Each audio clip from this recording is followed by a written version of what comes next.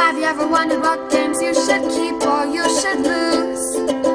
Find out here at Purge Reviews. What can one say about Reiner Knizia? He has probably put out more board games than any other designer, at least that I know of. On top of that, you see his games being constantly reprinted. And he has a lot of games that were like Tigers and Euphrates was #1 game for a very long time. He is one of the godfathers of board gaming. And when you play games, you definitely want to check out a lot of his games. Now, when I first got into board gaming, I did check out a lot of his games. And Through the Desert was one of those games that I really liked at the time and has kind of fallen out of favor for me.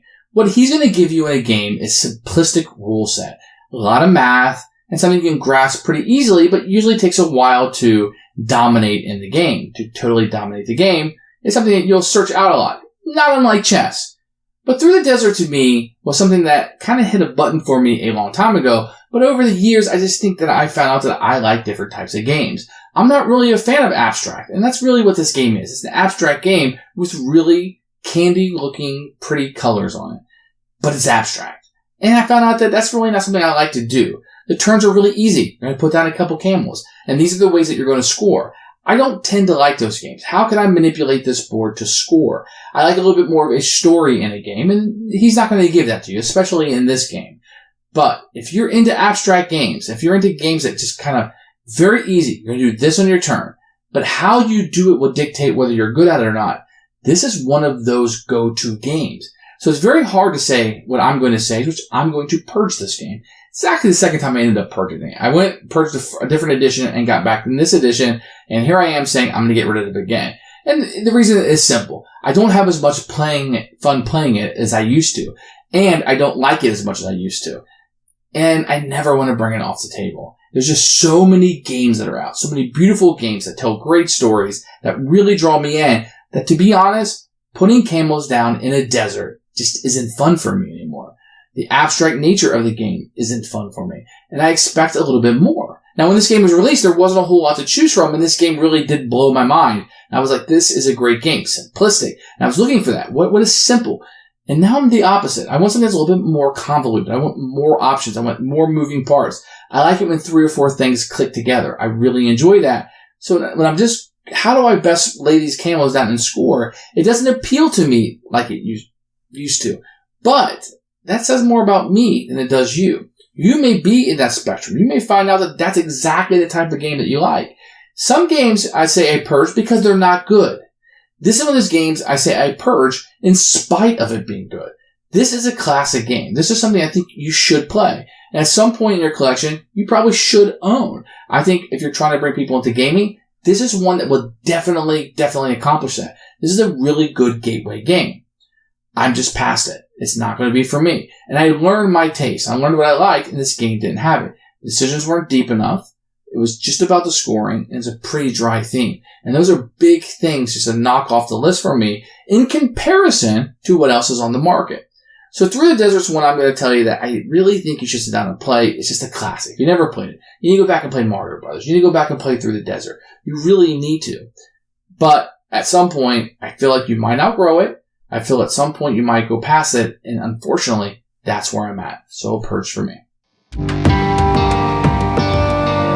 What you're looking at here is the Fantasy Flight version of Through the Desert. There's a lot of different versions, but this is the one you're looking at. The first thing I want to show you are these tiles. You'll see that they're a little bit thinner. The artwork is just decent on them. Not by today's standard, but when they were released, I'm sure they were fine. You're going to get a number of these riders that will fit on the camels, and they'll just sit right on them, which are really neat little components. Small by today's standards, not very detailed. And then you're going to get a number of these camels that will be put out on the board. You're going to get a number of different colors, but they look pretty cool. They have this like pastel-looking color that attracted a lot of people at the time and still continue to today. And it's kind of a trademark, if you will, of this gaming system. You're going to have these 3D trees that were printed. They come apart super easy, but they're kind of been a mainstay of the series. Very neat. You don't see us a lot of abstract games today. Maybe they're not up to today's standards, but they are really neat. You're going to get 5 of those in the game. As for the rulebook, you're going to get a 1 sheet here. That's all you're going to have. You're going to have a couple pictures, not a lot. Lots of words. You need to read each word carefully because it's abstract. And I think it was like designed to fit here. A list of components without pictures, which I don't like. The end of game scoring and the credits down here.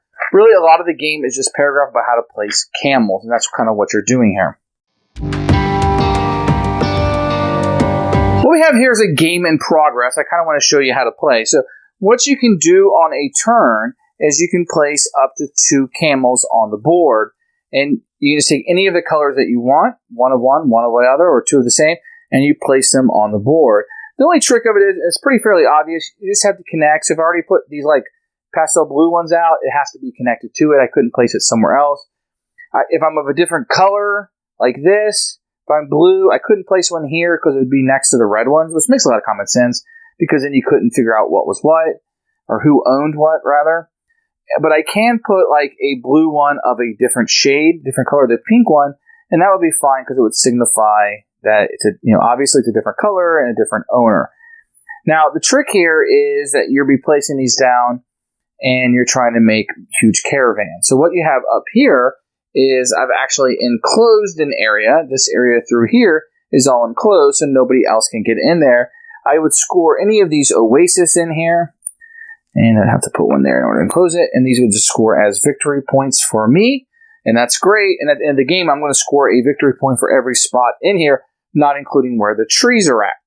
In addition, if you get next to one of these trees, you will score a 5-point oasis. You can only go in 1 time per player per color.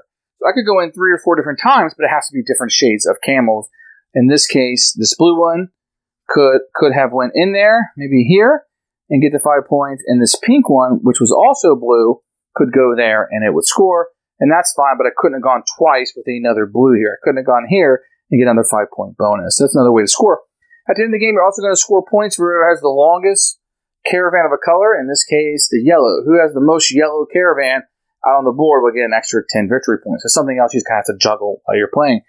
The game is very abstract. You can see this kind of boring hexes. You got some nice little components that we put back on the board.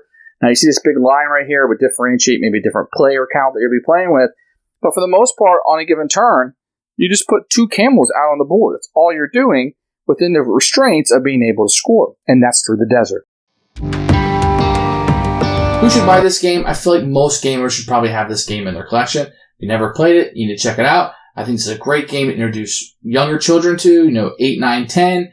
They can start getting the strategies down. I think older gamers will really like this. And I think if you want to stray away from themed games, you're looking at abstract games that are simplistic to play, but take a while to really become good at it. I think Through the Desert is that. If that's something that you're looking for, this is your game, and you must check this one out. For me, it's not going to stay in my collection. That's something I find myself pulling out off the shelf, so I'm going to have to get rid of it, but it's an absolute classic, and I wouldn't be surprised if somehow, some way, it finds its way back into my collection. For me, for now, it's a Purge. Thanks for watching the video. I really appreciate you tuning in. If you liked it, please like it and hit that little subscribe button. That really helps out the channel, lets us know that you're getting the videos that you want.